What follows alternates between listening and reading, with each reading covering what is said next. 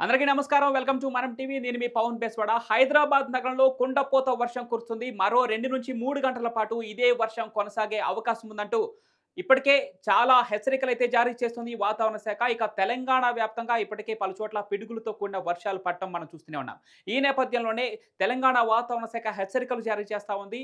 ఇక హైదరాబాద్ నగరంలో ముఖ్యంగా చూసుకున్నట్లయితే కొన్ని మెయిన్ ప్లేసెస్‌లో కుండపోత వర్షం పడతా ఉంది. ఈ నేపథ్యంలోనే పలుచోట్ల ట్రాఫిక్ జామ్ అయితుంది. ఇక ఆఫీసులు విడిచిపెట్టే సమయం కావడంతో భారీగా ట్రాఫిక్ జామ్ కూడా నెలకొంది.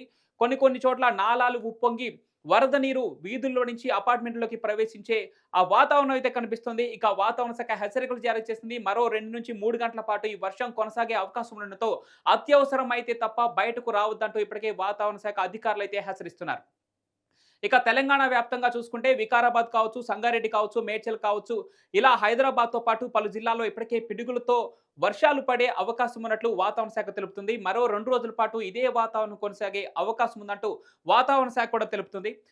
మనం చూస్తున్నాం గతంలో కూడా హైదరాబాద్‌లో నాలాలు ఉప్పొంగితే కొన్ని వాహనాలు కూడా కొట్టుకుపోయిన పరిస్థితి మనం గతంలో చూసాం. కొన్ని వర్షాకాలంలో ఆ వర్షాకాల సీజన్‌లో మనం చాలా సార్లు గమనించే ఉంటాం. వాహనాలు కూడా వీధుల్లోకి వచ్చినటువంటి వరద నీటిలో కొట్టుకుపోయిన విధానం మనం చూసే ఉంటాం. ఇప్పుడు వర్షాకాలం కాకపోయినా కూడా ఈ వస్తున్నటువంటి అకాల వర్షాలకు కొన్ని వాహనాలు నీట మునగటం మనం క్లియర్‌గా విజువల్స్‌లో చూడొచ్చు. ఇక కొంతమంది కొన్ని అపార్ట్మెంట్‌లలో కూడా మోకాళ్ళ లోతు వరకు నీళ్లు చేరిన దృశ్యాలు మనం క్లియర్‌గా చూడొచ్చు. ఇక ఇప్పటికే వాతావరణ శాఖ అయితే క్లియర్‌గా చెప్తుంది. అత్యవసరమైతే తప్ప బయటకు రావద్దంటూ వాతావరణ శాఖ కొన్ని హెచ్చరికలు జారీ చేస్తుంది. ఇక ఈరోజు అంటే ఆ మధ్యరాత్రి వరకు అంటే 2-3 గంటల పాటు ఇదే వాతావరణం కొనసాగే అవకాశం ఉందంటూ చెప్తుంది. మరి కొన్ని చోట్ల ఇప్పటికే వికారాబాద్, సంగారెడ్డి, మేడ్చల్ జిల్లాల్లో కూడా వర్షాలు పడుతున్న నేపథ్యంలో మరికొన్ని జిల్లాలు కూడా ఇదే వాతావరణం వ్యాపించే అవకాశం ఉన్నట్టు తెలుపుతుంది. ఇక పిడుగులు పడే అవకాశం ఉండటంతో అటు జిల్లాలలో ఉన్నటువంటి రైతాంగాన్ని కూడా కొంత జాగ్రత్తలు తీసుకోవాలంటూ చెప్తుంది. ఇక పెద్ద చెట్ల కింద నిలబడొద్దంటూ వాతావరణ శాఖ తెలుపుతుంది. ఇప్పటికే హైదరాబాద్ నగరంలో కూడా పలుచోట్ల ట్రాఫిక్ అయిన నేపథ్యంలో ట్రాఫిక్ అధికారులు ముమ్మర చర్యలైతే తీసుకుంటున్నారు. ఉప్పొంగుతున్నటువంటి నాలాల దగ్గర కొన్ని సైనింగ్ బోర్డులు పెట్టడం చూడొచ్చు మనం.